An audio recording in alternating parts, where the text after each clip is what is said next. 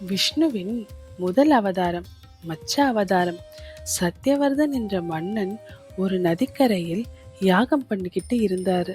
ஒரு சின்ன மீன் அவர் கையில வந்து விழுந்தது. அந்த மீன் பேச ஆரம்பிச்சது. தயவு செய்து என்னை விட்டு விடாதீங்க, பெரிய மீன்கள் என்னை சாப்பிட்டு விடும். அவன் அதை ஒரு சிறிய பாத்திரத்துல வீட்டுக்கு கொண்டு போனான்.